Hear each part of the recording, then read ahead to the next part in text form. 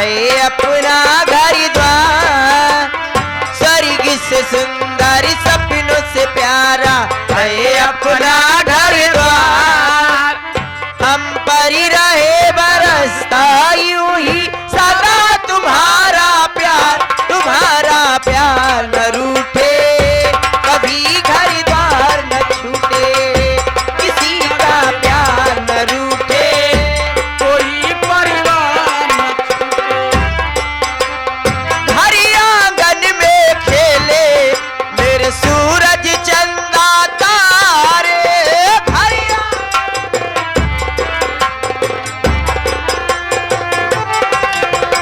घर आंगन में खेले मेरे सूरज चंदा तारे, उनके लिए जीवन है वो है भगवान हमारे, उनके लिए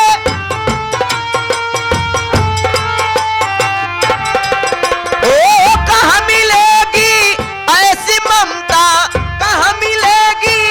ऐसी ममता, माँ का लाड दुलार तुम्हारा प्यार न रूठे, कभी घर द्वार।